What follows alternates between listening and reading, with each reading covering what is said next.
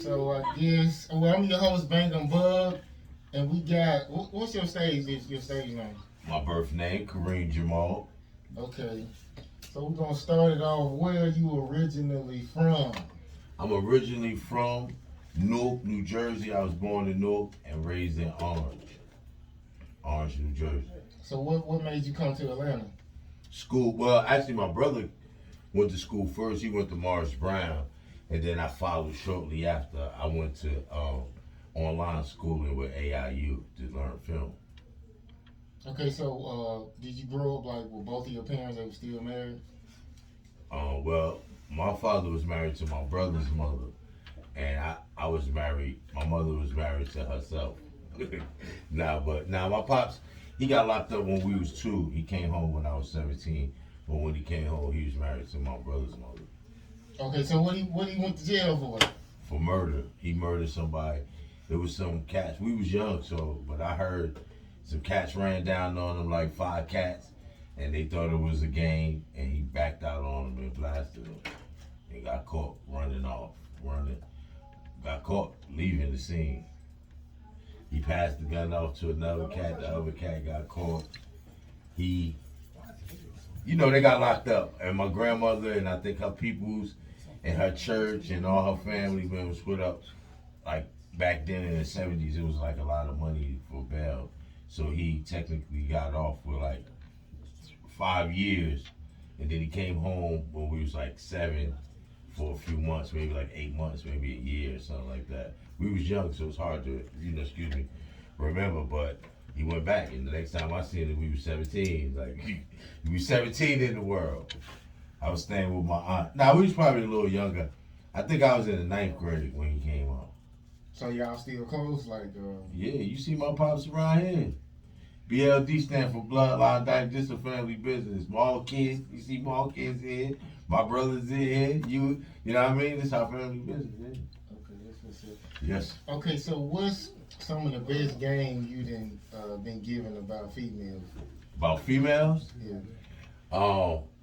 The best game for my pops, he always tell me that the woman does the choosing. And the best game for my mom, she used to always say, listen, I see you got the thing like your pops. Just tell them the truth. You never know, they even might fall for some of that bullshit she's been. But in fact, this is real game. That's the best game I got. Okay, so what's some of the best game you've been given about life? About life? Yeah. Well, I had a lot of people give me game about life, but the best game I could give anybody or that I receive is always put your own footprints in the snow first. Don't be no follower. I'm from a blood hood. I never banged. Hip hop saved our life. You know what I'm saying? So have your own mind. Sometimes you have to do bad things, or you do things for a cause, not because. So I can dig it. You might have to get gritty. I done got gritty before, but do it on your own mind. Don't let nobody pressure you into nothing. Okay, so you've been in Atlanta for a minute. So has a man ever flirted with you? Yeah. In Atlanta? Facts. And how Facts. did you respond? Facts. Well, my response is usually firm and stern. Like prime example, I was at work the day before yesterday. My shift is over, so I'm taking off my uniform to put on my street clothes. The dude was a Puerto Rican. Like, no disrespect to no gay people, but nothing like that. Do you? My sister gay. She's a bulldagger, like the old folks say.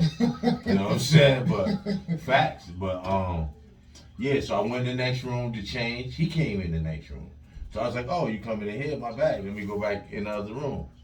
So he follows me back to the other room, and he's standing at the door with his arm crossed, looking at me up and down. He's like, "Oh, you getting ready to get dressed?" So I was like, at first I told him, I said, "Yo, bro, if I did this to a female, this would be a problem." I said, "But yeah, I'm getting dressed," and took my pants off and put my other clothes on right in front of him. You know what I'm saying? And after I did it, I said, "Yo, if I bring a bunch of butt naked women in here, you know what I'm saying, and with their titties out, would that make you want a woman?" And he said, "Nah." I said, "So what make you think?" And that was that. And after that, I ain't have no problem, more problems out of them. You know what I'm saying? Because I was stern with the, you know what I mean? Okay, so I guess what's the most traumatic experience as a child? As a kid, my cousin got shot 5 times, jumped in my car, we running lights, hopped out the car, and he physically got up, walked out the car. When we walked into the hospital door, we like, yo, he shot. You know what I'm saying? He shot. The lady like, yo, can you fill out this paperwork? I don't think she really heard us like saying he shot. We like, bitch, he shot. He's like, yo, I'm shot. He coughed up this big glob and shit. And they came, this is in Orange, New Jersey. They came in, out and got him. I'm following him to the back. They cut his clothes off and they hit him with this thing. It's like a tube with a metal hook, like a piece on it. You know what I'm saying? Like if you cut a straw, how the straw look, they put that shit between his ribs and punctured into his lung and sucked the blood out. And nigga went from white to color back in his face. Took the shit over like, yo, go get my mom. So I'm gonna be alright, go get my mom. And I went and got his mom's, and she was at the Taj Mahal. This is my aunt. She was smoking crack and shit. And I came and got her, and my man Mus was in the back. She was driving, trying to get her to him. And he was like, yo, you gotta come with us because something happened tomorrow. He got shot. So now she's hyperventilating, getting ready to have a heart attack. You know what I'm saying? And we gotta pull over and all this crazy shit. And the bottom line is, she ended up getting to him. But he ended up getting shot 15 times after that and got murdered. My cousin Karim Jamal. This is the type of hood you know what I'm saying, come from Florida. It's crazy. But I compare everything I encounter in life to that. Bills ain't due, child support took my license, whatever. Like nothing was worse than that day. You know what I'm saying? So that's what I compare it to. So you know what I mean? It's hard to have something worse than that, bro. You know what I mean? You said he was banging, he was gang banging. Well, we from a town where we from this side, y'all. Now it's gang banging, but when I was coming up, it was more or less we from this side, y'all from that side, and that's that. You know what I'm saying? But now it's just they Billy. Shout out to the Billy. Without Bloody, I just don't bang. I'm cool with everybody. Bloods, Crips, Wolves, Chos, Latin Kings. You know what I'm saying? Everybody fuck with us. BLD is the safe haven. We service every gang. I just shot a video for every gang there is. Vice Lords. I went to Chicago with them. You know what I'm saying? Like everybody, bro. Like for real. Okay, so you mentioned crackhead. So have you ever fucked a crackhead before? Nah, like we call them cucarachas. We don't fuck with the cucarachas. That's only because I got respect for my my part. Now when we was young though, they wasn't no prostitutes, but we used to do stupid shit like go to 42nd Street and go mess with the $25 prostitute or go uptown to the mommy spot. You know what I'm saying? But that's when we was like 17, 18. That was like in the 89, 90. You know what I'm saying? That's like back, bro. Niggas don't do that now. It's too dangerous. Don't listen to Karim Jamal. Don't do that, kids. It's too dangerous to be doing stupid. We call that Geronimo. Because when you jump out of airplane without a parachute, what you say? Geronimo. That's it. You was hitting them wrong? Nah, I'm saying not raw. We in the stage where rubbers can't protect you, brother. Rubbers ain't 100%. Yeah, on everything. Yeah, you feel what I'm saying? If you hot dogging prostitutes in the new millennium, that's suicide. Facts. Yeah, you right. Facts. Okay, so like, have you ever been depressed, and like, how did you get through it? I was depressed. I was clinically depressed too, and I didn't know. You know what I'm saying? Because it's the environment that makes you depressed. Maybe your economical status in life, things you going through. Like I'm from somewhere where shit always happen. Niggas always getting shot. Always like it was always some crazy shit going on. So when you dealing with nothing, when you only know this, you know what I'm saying? You only know that part of life. So you get depressed. But once I moved to like out of the area, I moved to the south and start seeing other things. Like I heard blues for the first time.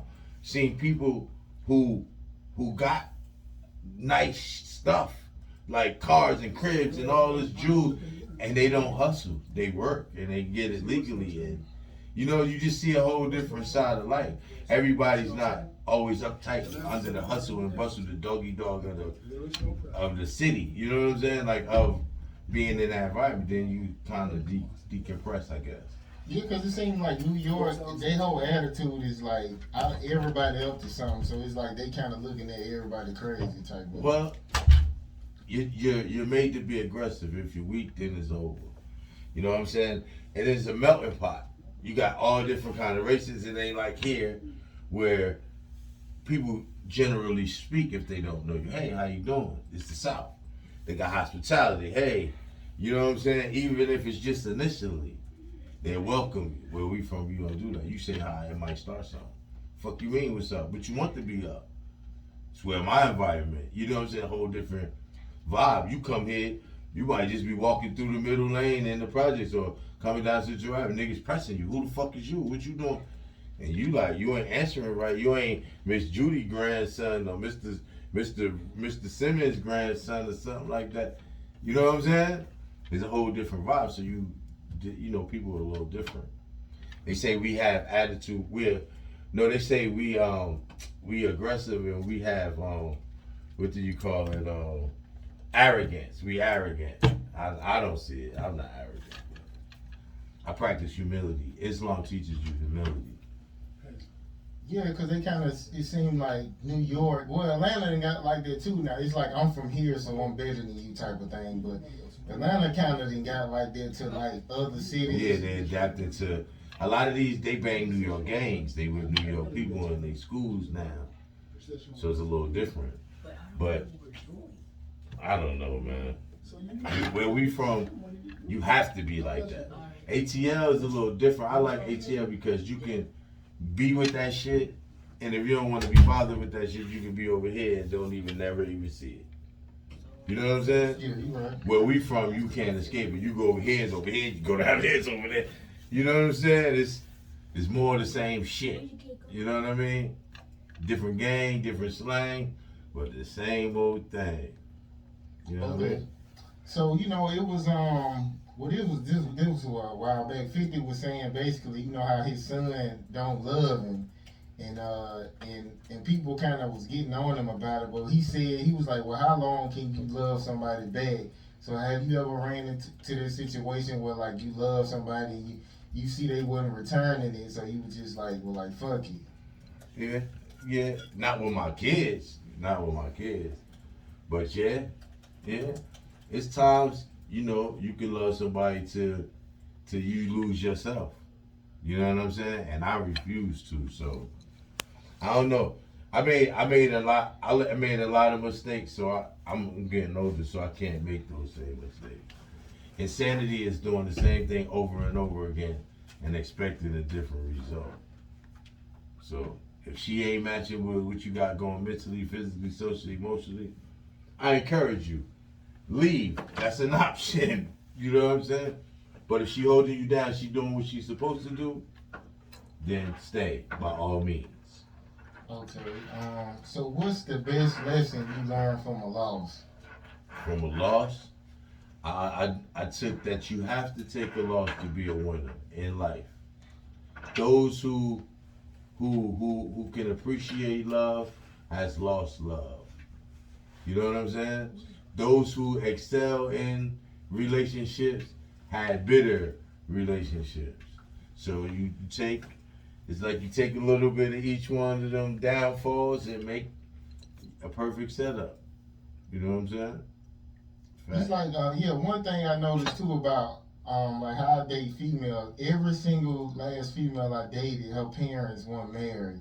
And I really be feeling like there's got something to do with it too. Like what's something in common that you notice like that's true what you said. But it can work both ways. Having a female without a man in the house could drive a female to want to get married and want to be with that man forever. Or it can show her disrespect or disdain, so she never gonna have a good relationship because she don't want to listen. She don't know what a good relationship is. You know what I mean? Yeah, that's crazy.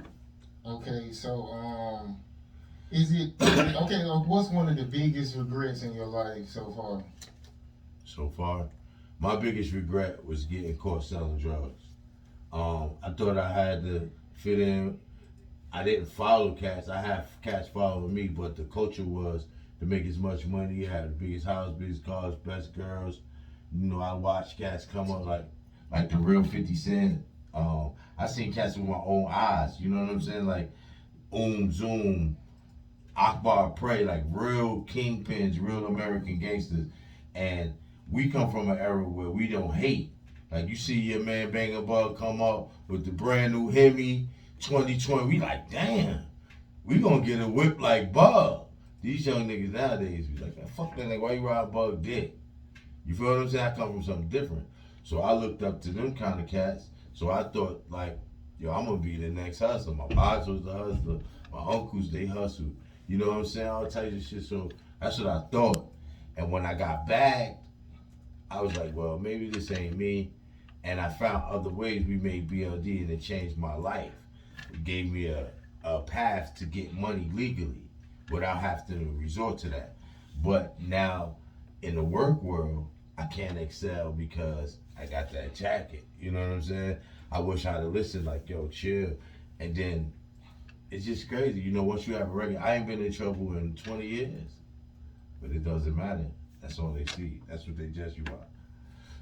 You feel what I'm saying? That's my biggest regret, my record. Mostly everybody who I see being in prison, they usually end up driving trucks because they don't be wanting to. I mean, they keep getting turned down for all the other good jobs. Even trucks. If you have a felony, you can't drive trucks. You can. It's just like you gotta own your own truck. Yeah, and then like a lot of companies, you have to be over the road. Like it be jobs you don't really want. Yeah. Okay, so it's about time to wrap it up. So tell us about your projects that you got coming out. Listen, man. On Tuesday, just Google Karim Jamal, Cookies Monster. My mother's name is Cookie. The album is called Cookies Monster. It's incredible, 21 songs. I got Bigger on there. I got Cyber DJ CK on there. I got TR the General, TR the Mayor. It comes out Tuesday. My album on that Piff, SoundCloud, YouTube, all that. Karim Jamal, Cookies Monster. Make sure y'all support it. I'm a big supporter of the Bangem Bugg show. You know what I'm saying? So make sure y'all support Kareem, man. I'm the livest director in the game. If y'all need a video shot, holler at us. We having a casting call too here at BLD Studios on the 20th of this month. We got 2 films we getting ready to cast for. That's Simpson Road 2, the sequel. That's a short, and we doing a female heist movie called Never Trust. So if y'all want to get down with that too, man, come through and audition with your boys. You know what I'm saying? But support me. My album Tuesday, man. Support Bangem Bugg, man. For real, that's what it is. I guess I'm gonna just go out on the song. I didn't get none of your music to do. Put number 4. You got this freestyle. Oh, you don't got none of the music. I ain't. Okay. So you could go out with this. Then put you got YouTube right there. Yeah, I got YouTube. Yeah, put BLD Boys, City to City, and that's how we do that. How about some bars? Yo, here we go again. The same old shit. You're always popping off. I'm not trying to hear it. You're always trying to treat me like I'm just another nigga. You must be really something going on in your spirit. Now I see things clear, cause everything is vivid. You have no chill, girl. You have no limits. The girl that I met was so sweet and timid. So how we get here where you're incoherent? How we get here where we can't share our feelings and you really don't care, you don't share your feelings. It was like yesterday when we first started chilling, when I bought you that ring and I got down kneeling. So how we go from yes to me being the villain? I gave you all my chips, you was still unfulfilled. I gave you all my chips, you left like I was bombing the building. I gave you all my money, you was still unfulfilled. I guess that's why your mom's in my bed's always yelling and your brother's looking at me like I wanna fucking kill him.